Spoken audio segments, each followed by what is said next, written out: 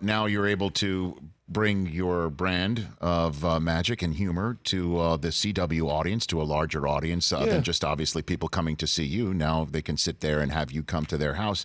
6th season of Penn and Teller Fool Us.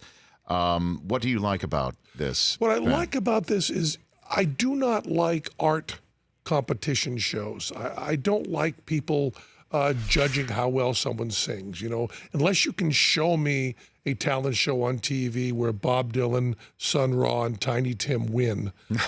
Nice choices. I'm skeptical. Yes. But our show, what we are competing on, if you want to use that, is very, very constrained. It's just, did you fool us? Not, is your trick good? Not, did the audience love you? Not, did you fool anyone else? But just, did you happen to fool us? And it makes it a very, very polite, gentle person's game. And it comes from what really happened. The capital of magic in the world is Las Vegas, and most magicians end up visiting there.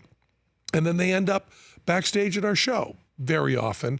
And we've noticed that when they're in the green room backstage, when Tyson isn't there, because I wouldn't want to wake him up, right? They'll often say, hey, did you see this? And they'll pull out a trick and do it for us. And then there's this wonderful moment afterwards where everybody in the room just knows whether we know that trick or not. Whether Teller says, oh, yeah, it's a nice version of that. Or whether Teller goes, what? And that moment is kind of nice and sweet and pleasant. And we decided to move that onto TV. It also teaches people that the camera people are not on the side of the magician. I mean, there's no camera tricks. They're sitting there. They do it once. We follow all the rules. We never know who's coming on or what trick they're going to do. And we get just one time through the trick. Do we happen to know how that trick is done? And when we first putting it together, the producers were going, well, do they write down how it's done and then you write it down and then someone compares? I go, no. It'll all be done with eye contact. We'll all know. Right. And everybody's very polite and nice and very sweet. And the people who have been most successful in their careers afterwards are often the people that didn't fool us. Well, the people who do fool you get to be in your act. Yeah, they has that happened? And how often does that happen in the 6 years? I know how much sports guys love stats. Yes. So about 12%. And history. 12% of the people who are on fool us. Okay. They're really good magicians. And I would say 90% of them are righteous fools.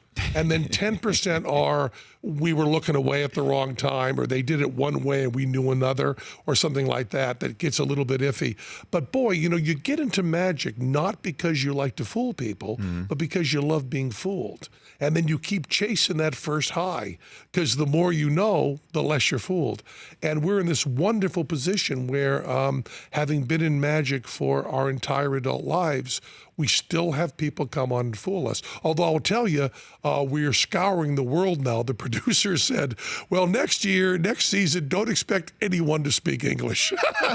Because we've gone through a lot of the American magicians. Well, I've enjoyed, again, you and Teller together for a long time. So I'm appreciative of you coming on this show right here. You. Anytime. Thank you. Penn and Teller Fool Us, airing Mondays at 8 Eastern, 7 Central on the CW. You could stream it next day free only on the CW app. Penn, Jillette here on The Rich Eisen Show. Thanks, man. Thanks for coming on. Really appreciate that. For more of The Rich Eisen Show, tune to Audience Channel 239 on DirecTV for free on BR Live or download The Rich Eisen Show app.